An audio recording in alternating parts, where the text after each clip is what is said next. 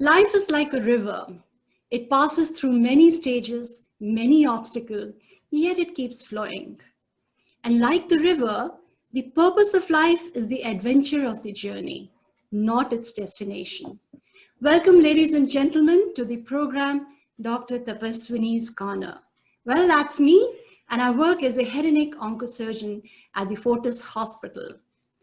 The word cancer, in fact, spells depression, despair, loneliness, and last but not the least, death.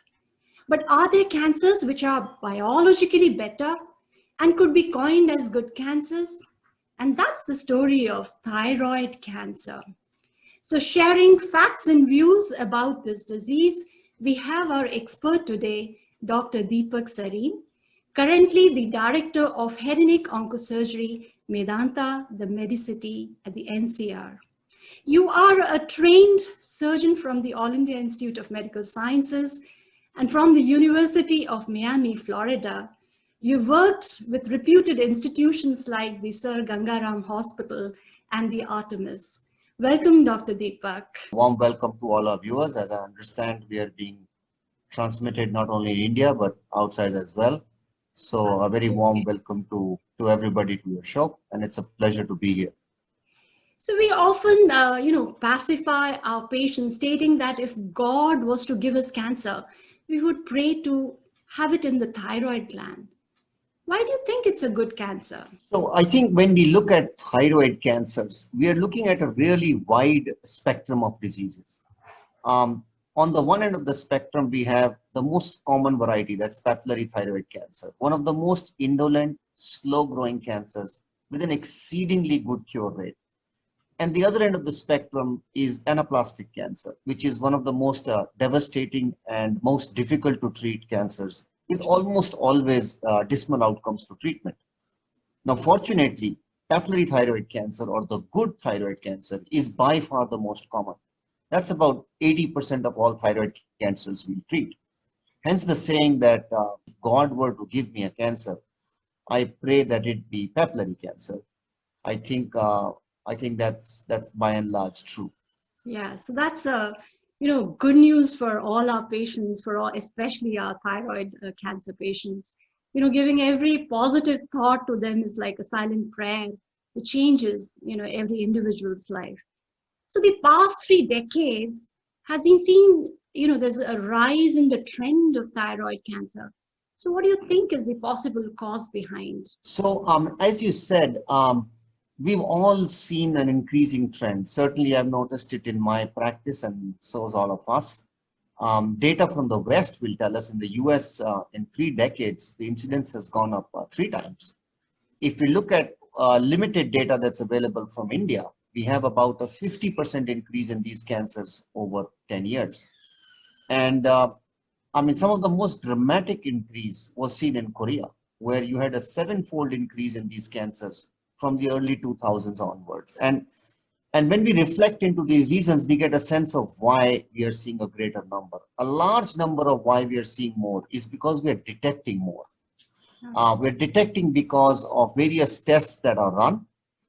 For example, ultrasound, CTs, MRs, often they are run for problems that are not related to the thyroid.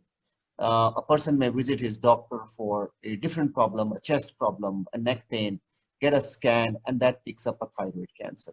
In Korea, they actually started a screening program of the neck in the early 2000s. And when they screened people's necks, they detected a large number of these so-called papillary cancers. And that's what led to the increased incidence. So primarily, it's our ability to detect more, but there is also a small but a discrete component of actual increase in numbers, not just increased detection. Right. So they're actually being incidentally picked up. You're investigating patients for other reasons. And when you run these investigations, you realize that there is a lesion sitting in the thyroid. So a lot of this has been coined as the incidentallomas. And one of the reasons that we find is increasing screening and also the number of investigations that we are running on our patients. So how common are these cancers, with respect to overall cancers and with respect to the head and neck cancer? So it's going to be different in India and different in the Western world. In India, head neck cancers are very common, and that number is primarily driven by the oral cancer incidence related to our habits of chewing tobacco, which is very prevalent in this country. So in a head and neck service in India, thyroid cancers may form a lesser proportion of your patients. Contrast that in the West, where head neck cancers are only about 5% of all cancers.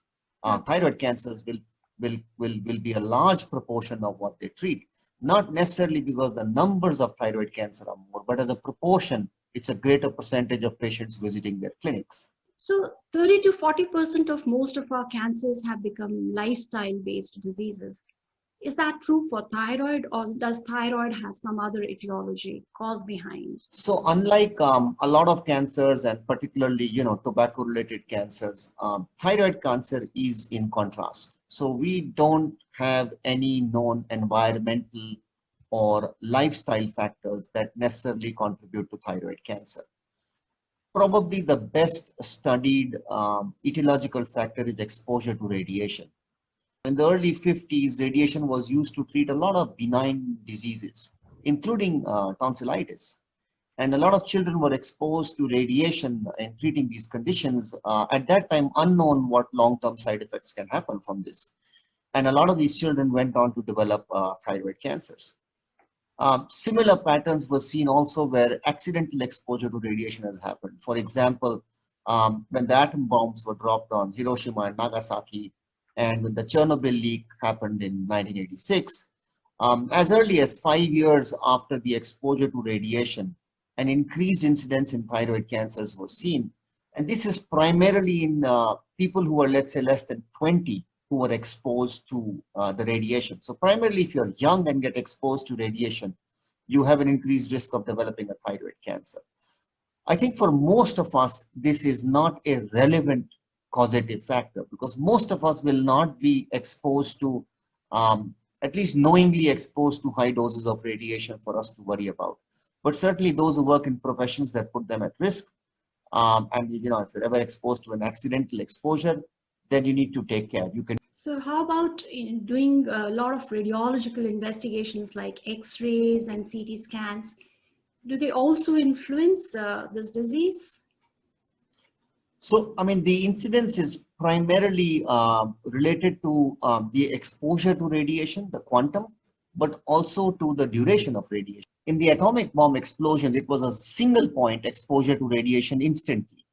On the other hand, in the leaks, let's say from Chernobyl, it was the radioactive iodine and other particles were absorbed, and it was a constant long-term repeated exposure to radiation. So you're at greater risk if you're exposed to a higher dose, but you're also at a greater risk if you're constantly exposed to it.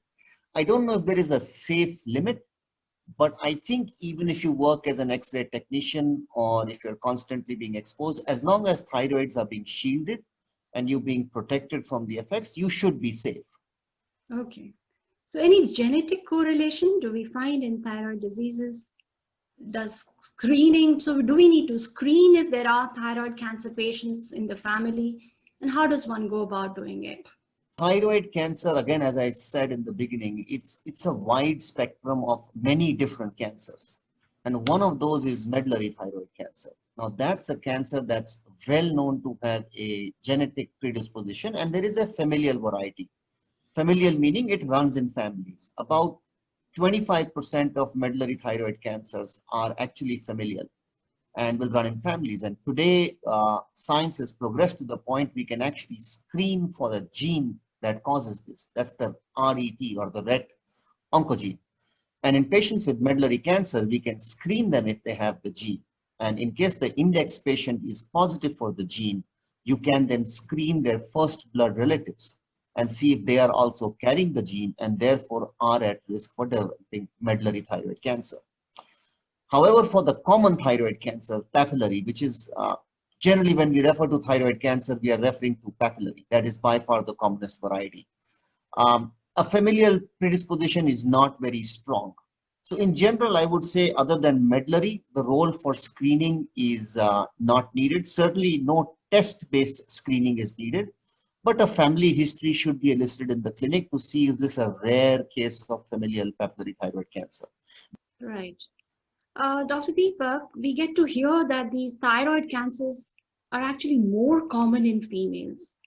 Is there a reason? Is there a scientific reason as to why females are more predisposed? You're right, Dr. Paswani. It is about 3 times more common in women than in men.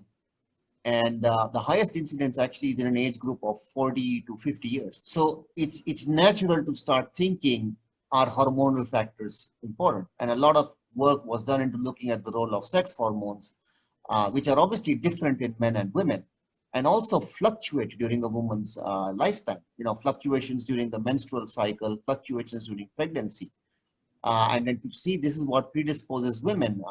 You also correlate the fact that the highest incidence is 40 to 49, where they've been exposed to many years of these fluctuating hormones and now entering menopause. But really, the science has failed to find a direct correlation between sex hormones and higher incidence seen in women. How about the biological behavior of this disease? If we compare females vis-a-vis the males, is the behavior of thyroid cancer in the two sexes the same or is it different? The classical variety of papillary thyroid cancer is actually a very indolent disease. And by indolent, we mean it grows very slowly.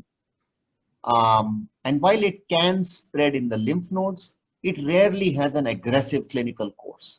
Um, Almost all patients, unless they present with widespread disease, are going to be cured of this eventually. Now, in this indolent spectrum, women actually do a little better than men in terms of outcome. So, well, there's something to balance the fact that if you're a woman, you're at higher risk, but you're likely going to do better with treatment if you are unfortunate enough to get this cancer. So Good. I guess nature's way of balancing things out. So that makes me happy. So how do these cancers present? So you did say that they have an indolent nature, but clinical presentations in our clinics? I think the vast majority of these cancers are asymptomatic, which means the patient really has no problem. They come in with a complaint saying, I have picked up a lump or a swelling in my neck incidentally. Sometimes they pick it up themselves. Sometimes it's picked up or pointed out by a friend or an acquaintance or a relative. And last week we had a patient who's a person giving the facial to them pointed out they have a lump in the neck. So, so most of the times, because it doesn't cause any problem and they're very slow growing, so you don't notice or realize there is a sudden change. I think that's the commonest way we see them.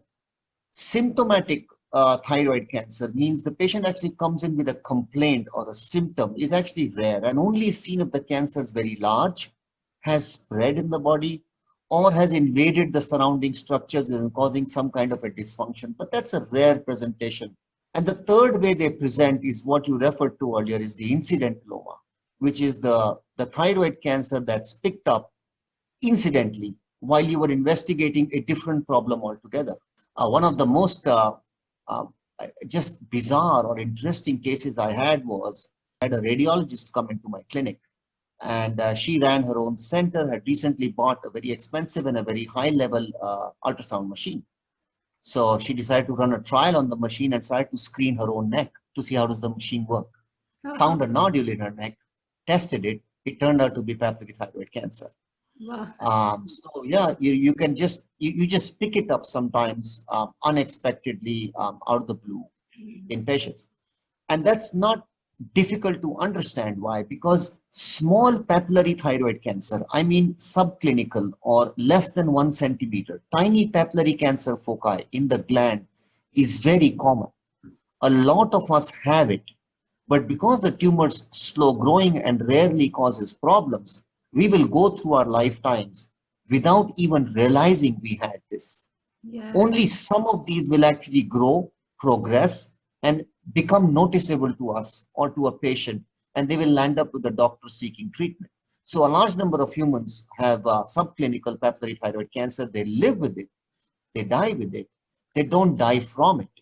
How about in children? Is the presentation different from what you get it in adults? In children, it tends to have a more aggressive presentation. the cancers are larger. They're often spread in the neck nodes or in the neck glands, as we say, and it's not uncommon to see spread in the body like in the lungs. So children do present with a lot more widespread aggressive cancer, and that's because it's different kind of mutations that drive these cancers in children. So they're innately biologically different cancers, and hence they behave differently and present to us differently.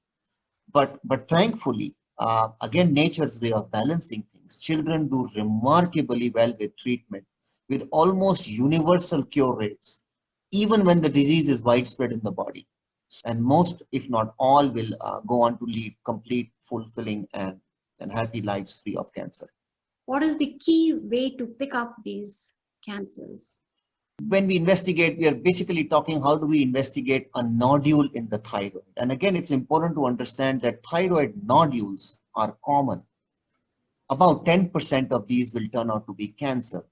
90% of these nodules are benign. And the two tests we rely on to find out what this nodule is an ultrasound and an FNAC. So an ultrasound, as we are all probably familiar with, is a simple, non-invasive, quick, relatively inexpensive test which can scan the neck, tell us about the nodule, and tell us if there are any evidence of spread in the neck nodes of this nodule. The next test is an FNAC. That's a fine needle aspiration cytology. So generally with these two tests, you're able to not only diagnose the presence of a cancer, but also assess its extent and its spread. Once in a while, we will run some other tests like a CT or an MR, depending on how big or how bad the cancer is. And I think one fact pertains mention here, which is the role of a PET scan. And a lot of patients do walk in requesting, do I need a PET scan? Because they've heard that's what you do for cancers. And it's important to people to understand that PET scan is not often a good test for thyroid cancer. It can actually be misleading. We do use it, but very select situations in very aggressive, widespread cancers or in recurrent thyroid cancers. Most thyroid cancers don't need a PET scan to assess them, and as I said, can sometimes be misleading. Correct. So if you look at the treatment that we offer to our patient, is it correct that the thyroid cancer is actually the surgeon's baby? So is the treatment primarily the surgeon's effort here in giving the maximum cures that we talk about? So how do we treat it? So the backbone of treating thyroid cancer, and again, I'm talking about the classical common garden variety papillary thyroid cancer, is surgery and something called radioactive iodine. These are the two backbone treatments. Again, it's primarily a surgical disease, and that of course requires good planning and good execution for the operation. And you're going to follow that up in some patients with radioactive iodine. That's the adjunctive or supportive treatment. Again, an important treatment, but it's not a replacement for surgery. So it's surgery primarily, aided by radioactive iodine. How radioactive iodine works is that normal thyroid cells take up iodine, but thyroid cancer also retains this property to absorb iodine. And when you deliver radioactive iodine, it gets absorbed by the thyroid cells, and the radioactivity emitted, which is beta and gamma rays, tends to destroy these cancer cells. So it's the most efficient form of a seek and destroy missile you can think of. So are there some complications that we explain to our patients when we do a total thyroidectomy or any thyroid surgery which is performed on them? Yes, there are two essential operations we do on thyroid cancer, which is either a half gland removal or a full gland removal, what we call a total thyroidectomy. There are two complications that always come up and should always come up in a discussion with the patient who is going to have thyroid surgery. That's injury to the nerves and injury to the parathyroid glands. So there is a nerve called the recurrent laryngeal nerve that runs behind the thyroid gland. And if I can just use my hand to show you, that's the thyroid gland. This nerve runs behind it. There's one on the right side and there's another one on the left side. And these two nerves go up and innervate and cause movement of our vocal cords where we produce sound from, and that's right here in our voice box. So whenever we take the thyroid gland out, it's important for us to separate the nerve of it and preserve it while we remove the gland. Our aim is to take the gland out, but save the nerve. But any operation, as you understand, that involves manipulation, and sometimes with large cancers, the nerve can actually be entrapped or actually stuck on the gland. So while freeing it, you can injure the nerve accidentally. And about 1% of patients who have thyroid surgery will have permanent nerve dysfunction and a voice that is hoarse or breathy as a result of that. So it's like I have a husky voice now. So that can happen with nerve injury. The second complication is injury to the parathyroid glands. And again, I'll use my fingers. We have 4 of these glands, and these are the size of adhe matar, half a pea. They're kind of small, dal ka dana. And they are on and around the thyroid. They're not always in the same place. They are scattered like seeds, but there are 4 of them on and around the thyroid gland. And you need to separate these and take the thyroid gland out, saving them, because they produce a hormone that regulates the calcium in our blood. And if these glands are accidentally injured in the operation, and they are fragile, so injury is a realistic possibility, then our calcium levels in the blood can drop, and one may need to take calcium as a supplement lifelong. And the chance of, again, a permanent requirement of calcium in a patient who's had thyroid surgery is about 1%. Everybody should know complications, certainly, but it should not be done in an alarmist manner. So when you say something may happen, often it's interpreted as so-and-so will happen. And a very good way, I think, to look at these complications, because they are very rare, is look at it as a reverse lottery. In a lottery, you know, there are 100 tickets sold, but one is going to be the winner. You don't think you have much chance of winning, right? This is a reverse lottery. You're going to do 100 operations. 2 will pay the price with the complication. 98 will come out winners. So it's actually a reverse lottery. The odds are really in your favor that you're going to do fine with the operation. Correct. So in fact, these complications actually help the surgeon to remain grounded and remain humble. Oh, absolutely. If a surgeon says he has no complications, then either he doesn't operate or he or she is lying. It's one of the two. Yeah. Tell us, is the scar in the neck an issue? Because we've had, females, because most of the age group that we are seeing are young females. And I have had some patients who have opted for robotic thyroidectomy because they never wanted a scar in the neck. And the reason given was that little scar would cost them much more in terms of, our social traditions, paying more dowry. So how correct do you think is this, perception in our society? Offering a robotic thyroidectomy just to save a little scar on the neck? Yes, and unfortunately, what you say is right. I mean, it's disappointing to know that you can be judged in our society even today with a scar. But I think it is a reality that a lot of people have to face. I look at it a little differently. It's also a question of sometimes privacy. So if there's a scar in the neck, you're going to be asked by 100 million people, what happened? What did you do? And sometimes, as a person, you may not want to discuss your medical past history with just about everybody. Exactly. But it's natural human curiosity. You see what looks like a surgical scar and you ask questions. So it's not a question only of a dowry or a male or a female, either saying, will I find the right partner? Will the scar be a problem with that? But the scars are actually really subtle. It's a very fine line which mimics a natural neck crease, which if you give it a year or 2 years, is very faint, unless somebody actually pointedly looks at it. But nonetheless, if you want to avoid that, then you can offer patients remote access, or what, as you said, robotic surgery, which is you can place the scar in the hairline, sort of here, rather than here where it's placed with conventional surgery, and approach the surgical field with the robot, and then get in and do the operation, but avoiding a scar, a visible scar on the patient's neck. So we've done it.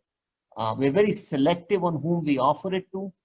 It's a very reasonable option to offer a patient.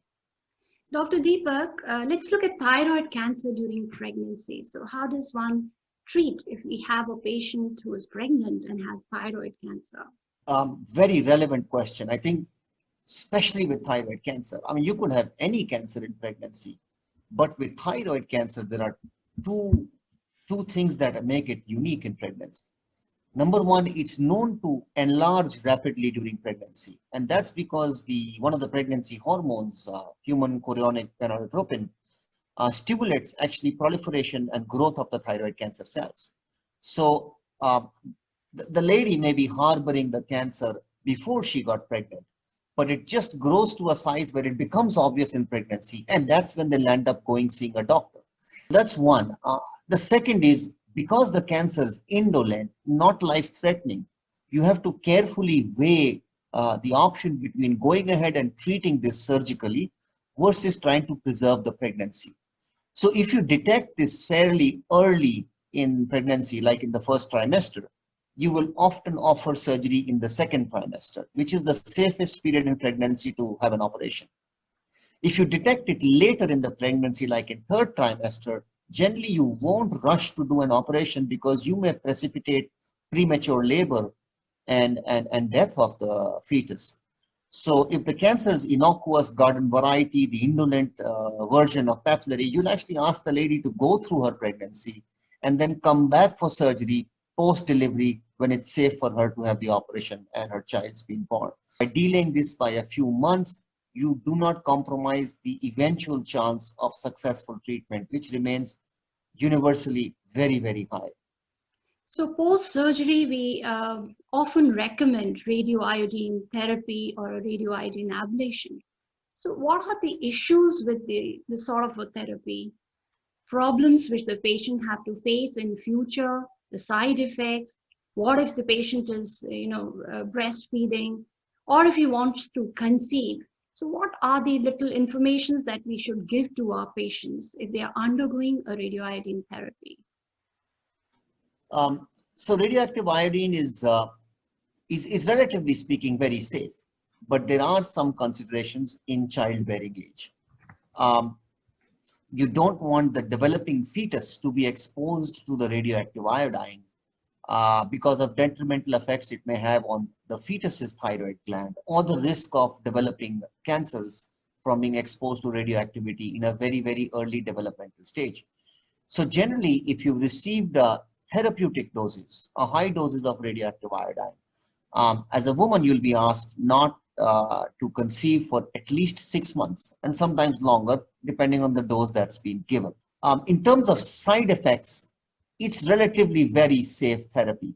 You can get a bit of gastritis from the radioactive compound, which is drunk or swallowed as a pill. In the longer term, the radioactive iodine can harm your salivary glands. So some patients may complain of pain in their saliva glands, which are, like the submandibular glands out here. And rarely some patients may even notice that they have a dry mouth because the saliva production comes down. But by and large, it's fairly safe therapy. Is there any role of radiotherapy or chemotherapy in thyroid cancers? Radiation is used. We are talking of conventional radiation, the kind that's used very commonly in other cancers, but in very, very select situations. Again, we're talking of large, aggressive, and the ugly variety of thyroid cancers. Yes. In terms of chemotherapy, I think this has been an exciting area of development in the last couple of years. And at least 2 drugs have now been approved based on high quality evidence, sorafenib and lenvatinib. These are what we call tyrosine kinase inhibitors, TKIs, that have been proven with high quality evidence to have an effect in slowing the growth of thyroid cancer. But again, their use is primarily in patients who have failed or recurred despite surgery, despite iodine, and now have widespread disease, which is progressing and not responding to any of the conventional therapy. So in the current context that we are living in the COVID era, has our approach to thyroid cancer patients changed to any extent? Yes and no. I think as our understanding of COVID has grown and we understand better what precautions need to be taken, the protocols in hospitals are very well streamlined now. Most patients will flow through a hospital system now without a substantially increased risk of exposure to COVID or catching it. So now I think we would start bringing in thyroid cancer patients and start treating them rather than saying, you know, you wait. Now understanding that COVID is going to be around for months, if not years, we have to adapt to it. We need to take the right precautions, follow robust protocols, but we need to treat patients. Thank you so much, Dr. Deepak. It was indeed a pleasure to have you on our program today. There's so much to learn, so much to share, and probably this entire lifetime is too short. Thank you once again. Join us next week with our expert for a talk on another cancer. Till then, goodbye.